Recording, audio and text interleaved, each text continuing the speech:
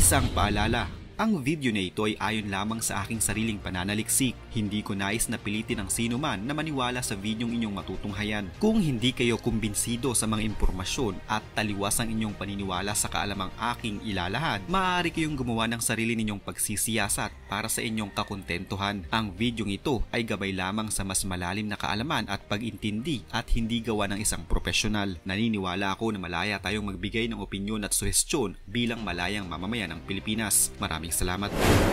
Naganap ang insidente noong Hulyo 2001 sa No. 1 Collins Street sa hilaga ng Ryde, isang pok na may layong 20 minuto sa Sydney, Australia. Oo Paps, nangyari ang krimen na ito sa bansang Australia. May tuturing ito na isa sa pinaka hindi malilimutang krimen sa Australia na pinag-usapan din sa buong mundo, lalong-lalo na sa Pilipinas dahil ang sangkot dito ay pamilyang Pilipino. Ang address na aking nabanggit ay ang mismong kinaroroonan ng bahay ng pamilya Gonzales. Dito ay normal na naninirahan noon sina Teodoro o Teddy, isang 46 years old, ang tatay sa pamilya. Si Loiva, 43 years old, nanay ng pamilya, kasama ang kanilang dalawang anak na sina Seth, 20 years old, at Claudine, 18 years old. Ang pamilyang Gonzales ay lumipat sa Australia noong dekada 90 upang ipagpatuloy ni Teddy Gonzales ang kanyang propesyon bilang isang abogado. Ayon sa naging ulat ng pulisya, ang naging unang biktima ay ang bunso sa pamilya na si Claudine. Siya noon ay nasa loob ng kanyang kwarto at doon ay walang awa siyang pas ng baseball bat sa ganap na alas 4:30 ng hapon. Ayon sa resulta ng investigasyon, nang matagpuan ng katawan ng dalagita ay napag-alaman na 6 na beses itong halo sa ulo, tsaka sinaka. Matapos nito ay kanyang leg ng biktima ng ilang beses at saksat siya ng 2 beses. Ang pangalawang biktima ay si Loiva, ang ina ng pamilya. Dumating sa bahay si Loiva 1 oras matapos ang pagpaslang sa kanyang bunsong anak. Dahil walang kaalam-alam si Loiva, hindi niya alam na naghihintay sa kanya sa likod ng pinto ang sospek na handa siyang angin. Agad siyang sinunggapan ng sospek at hindi pinalampas ang pagkakataon. Nagtamo naman si Loiva ng maraming sa kanyang dibdib, sa bandang tiyan, sa leeg at sa kanyang mukha at agad itong binawian ng buhay.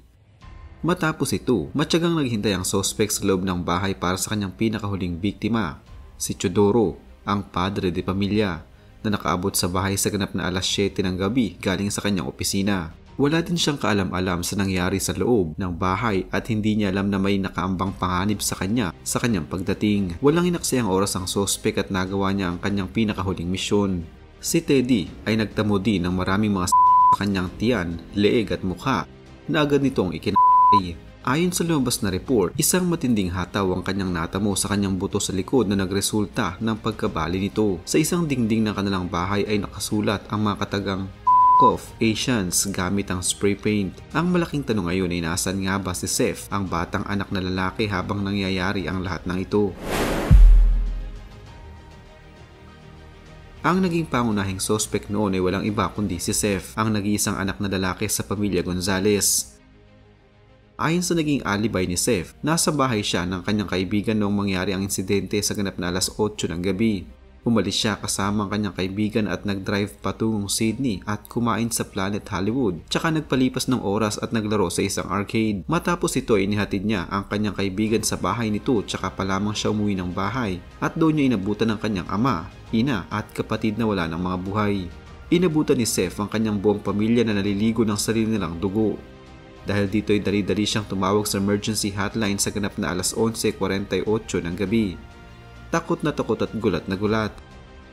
Agad namang dumating ang mga pulis sa pinangyarihan ng krimen at doon tumambad sa kanila ang mga wala ng buhay na pamilya ni Seth. Mabilis namang naglunsad ng investigasyon ang mga otoridad. Noong una ay nakala nila na ito ay may kinalaman sa racial discrimination dahil sa nabasa nilang mga kataga na nasa pader ng bahay. Subalit noong panahong iyon ay wala namang issue na gaya nito at kung meron man ay mangilan-ngilan lamang sa Australia. Inakala din ng mga otoridad na pagnanakaw ang motiba ng sospek subalit wala naman sa mga gamit ng mga biktima ang nawawala. At wala ding palatandaan na pinwersa ng sospek ang mga pintuan at bintana para makapasok. At wala din umanong magnanakaw ang mananatili sa loob ng bahay ng ganong kahabang oras upang magnakaw. Kung tutuusin kasi ay umabot sa 3 oras ang naubos sa pagpaslang sa 3 biktima. Noong una ay nakaisip pa din ang simpatsya at awa ng mga tao dahil ulila lang siyang lubos at ang pangyayaring ito ay may tuturing na bangungot ng kanyang buhay. subalit siya pa din ang naging pangunahing suspect sa naturang krimen.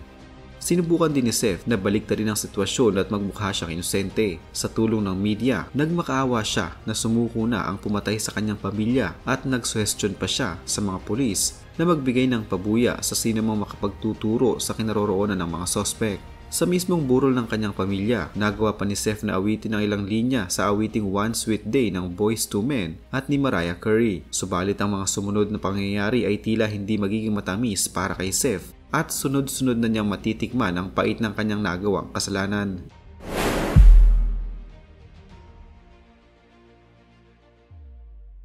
Napag-alaman ng mga pulisya na ilang araw lamang ang nakakaraan, tinanong umano ni Seth ang kanilang family accountant kung gaano kalaking yaman ang mapapasa kanya mula sa kanyang pamilya. Napag-alaman din ng mga pulisya na nagpaplano pala si Seth na mag-deposit para siya ay makakuha ng isang bagong mamahaling sasakyan at may plano din na lumipat sa isang apartment sa business district ng Chatswood.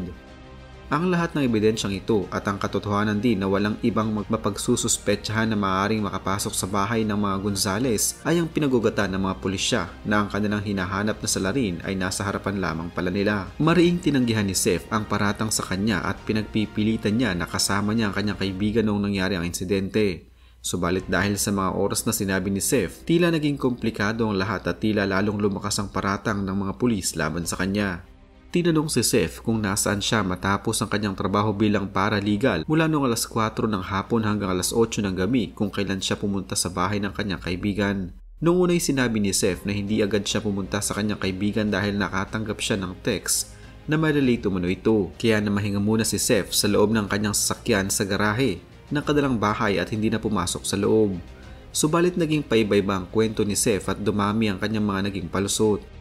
Marami sa kanilang mga kapitbahay ang nakitang nagarahe ang kotse ni Seth sa kanilang garahe na wala namang sakay. Dito sinabi ni Seth muli na hindi naman talaga niya ginamit ang kanyang sakyan bagkus ay iniwan lamang niya ito at nagtaksi lamang papunta sa Chatswood. Matapos niyang pumunta sa Chatswood ay umuwi saglit si Seth upang kunin ang kanyang sakyan at sinundo ang kanyang kaibigan. Sa puntong ito ay hindi na din alam ng mga pulis kung ano ang kanilang paniniwalaan.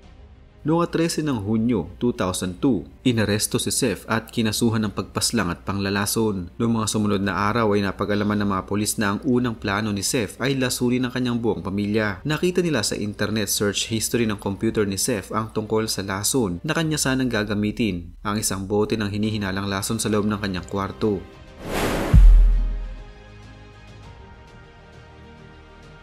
Sa mga nagdaang paglilitis ay patuloy ang pagdedenay ni Seth na hindi siya ang gumawa ng ipinaparatang sa kanya.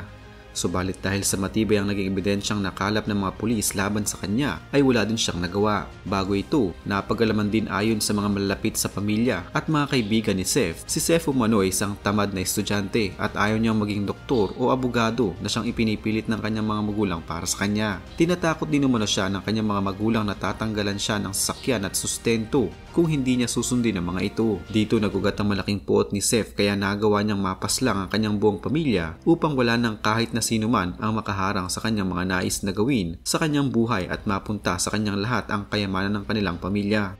Taong 2004, formal na nahatulan ng salang pagpaslang si Seth na walang parol. Sinubukang mag-appeal ng kanyang legal team subalit dinismiss ito ng korte. Taong 2019 at 2018 ay nag-file din ng kampo ni Seth ng application for special inquiry, subalit ang mga ito ay parehong na-dismiss. Taong 2021 ay muli niyang sinubukang pabuksan ng kanyang kaso subalit muli na naman itong na-deny. Sa isang interview para kay Seth, sinabi niya na mayroon siyang dalawang ebidensyang magpapatunay na hindi siya ang salarin. Ang kanyang legal team ay mahigit isang dekada nang kumakalap ng ebidensya na pabor kay Seth. Ang unang ebidensya ayon kay Seth ay ang spray paint na ginamit ng pangsulat sa dingding ng kanilang bahay. Ayon sa pulisya, nakita ang spray paint sa sleeve ng damit ni Seth. Subalit ayon sa legal team ni Seth na noon pa man ay may pintura na ang naturang damit ni Seth at hindi umano forensic match ang naganap sa pagitan ng dalawang pintura. Ang pangalawang punto ng kampo ni Seth ay ang pagkalito umano ng mga pulis sa oras kung kailan padre de pamilya. Maaari umanong pasado alas 10 na ng gabi noong kanyang ama kung kailan si Seth ay kasama ang kanyang mga kaibigan at nagsasaya.